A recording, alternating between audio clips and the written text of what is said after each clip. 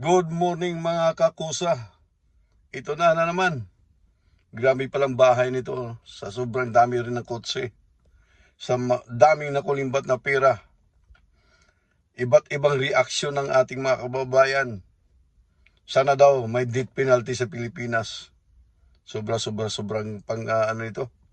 pang-aabuso.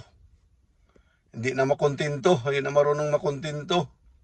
Dinilit na itong video pero buti na lang maraming marites sa atin nakapag-upload ng video. Tingnan natin. Nako, Diyos ko Lord. Sa tingin nyo, saan galing ang lahat ng ito, ng blessing na to? Yun nga, sabi nga di ba sabi nga ng husband ko, hindi mo ikahihirap kung tutulong ka sa ibang tao. Parang feeling namin yung tinutulong namin, yun yung nagiging blessing na pabalik sa amin. Feeling nga namin mag-asawa, parang ginawa kaming instrument ni Lord. Na kasi pati kami na-overwhelm sa nangyayari sa buhay namin. Kasi never in your wildest dreams, makakaisip ko na magkakaroon kami ng ganito. Oo, parang nananaginip lang kami. Pero yung pagtulong namin sa tao, parang yun yung kung bakit kami nababalikan pa ng more. Parang yun yung feeling namin, good karma. Parang ganon. Actually, parang sa akin, nararamdaman ko, baka sabi ko, mukhang may pagtawag pa si Lord sa amin. Baka mamaya itong mga bagay na ito ay pinahiram lang ni Lord sa amin para sa isang bagay na magamit namin, para isang next na uri ng pagtulong.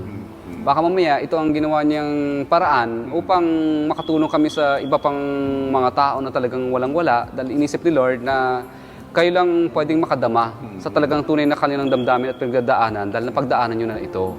So kayo ang unang makakaramdam sa kanilang pangangailangan. Nalunong-una, kayo rin ang nakaramdam before nito. Yung pain nila, yung kanilang pagdurusa, pinagdaanan namin. So siguro baka ginamit ni Lord yun, kayo ang gagamitin ko. Kasi kayo ang unang nakakaintindi sa kanila. Dahil kayo ay dating nasa ganitong kalagayan. Yes. Tulungan niyo sila at i-reach out niyo ang mga kamay nila sa kanila at tulungan niyo sila na makaangat din.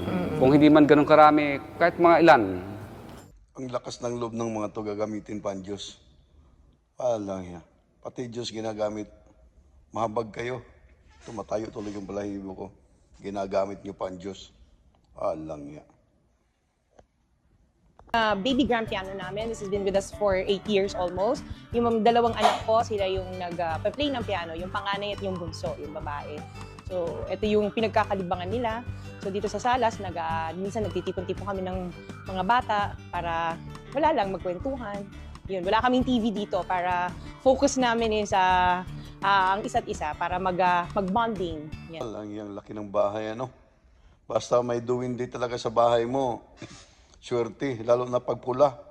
DPWH, may bagong meaning na. Duwinding pula, walang hiya. Palakpakan ang putragis na yan. Palakpakan. Okay, so dito naman sa area na to, ito yung receiving area namin kasi may pinturi naman dito. Dito naghihintay yung mga bisita namin pag wala pa kami dito sa baba. So ito yung receiving area namin. So diretso naman tayo sa dining area namin. Ito yung aquarium namin. Ito puro saltwater fish. So konti lang siya kasi matagal na namin na parang binubuhay to, kailangan konti lang yung fish dyan. So I think yung clownfish nagtatago yata siya. Yan. Kakulay pa talaga niyang clownfish ba? Palakpakan ang putragis na yan. So, and then, ito yung dining area namin. This is where the family spends most of their time together here. Sobrang ganitong area namin. Dinner, breakfast, lahat dito, kwentuhan. And of course, I have my plate collection. I started collecting, actually, mommy ko nag-umpisa mag-collect ng plates from the UK, inuwi niya, and kinontinue ko lang. So most of these are all Royal Albert na collection ko, which I've been collecting for the past 5 years na. Dito, we have a paging system.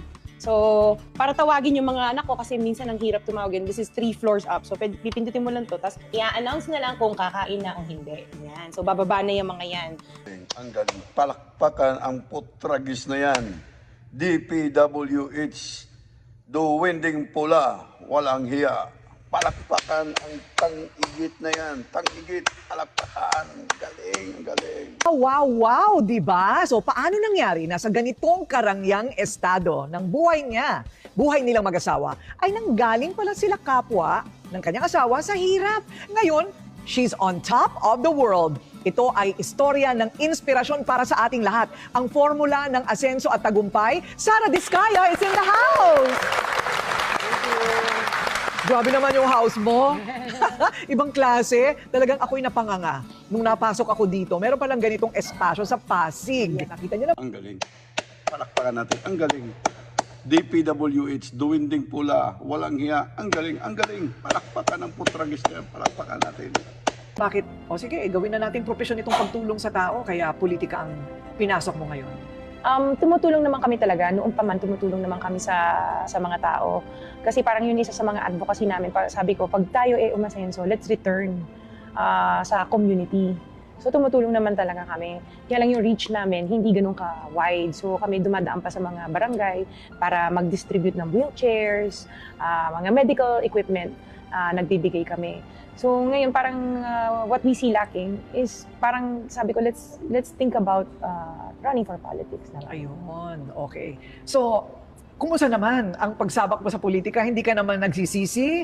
Alam mo, sabi nila, kung gusto mong gumanti sa kalaban mo, itulak mo sa politika yan. Pero not necessarily, right? Not necessarily kasi at the end of the day, parang alam mo tumutulong ka sa kapwa mo.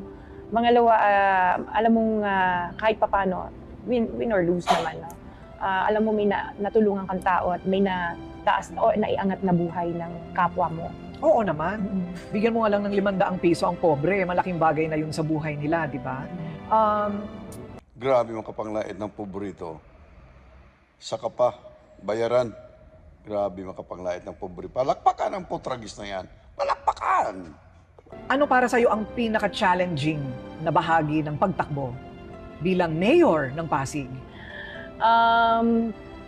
Ang challenging, syempre, it's totally different from being a private citizen na tumutulong. Ngayon na mas maraming taong pumupunta sa office para humingi ng tulong kasi kilala ka na. Normal lang naman parang wala naman ako nakikitang mahirap na nangyayari ngayon sa pagtakbo ko or yung paggawa ko kasi people person ako kahit dito naman sa office noon pa man, ako yung nalalapitan. So normal lang sa akin na parang everyday ko lang ginagawa. Punta sa isang lugar, namimigay sa mga tao, So, matagal mo nang ginagawa yun? Ayun. Grabe. Laki ng bahay, ano? Samantalang yung taga-Pasig, hindi lang taga-Pasig, lahat ng Pilipino naghihirap. Hindi na nakontinto sa pangungulimbang ng pera. Gusto pang tumakbo ng mayor. Buti na lang hindi nanalo. Hindi marunong makontinto. Ginagamit pa ang Diyos. Ano sa palagay nyo, mga kakusa? Makabangon pa kaya ang Pilipinas? Comment down below. Ingat po tayong lahat. God bless po. Thank you for watching. Hanggang dito na lang mga kapusa. Subscribe ka pag hindi okay lang. Like and share. Alright.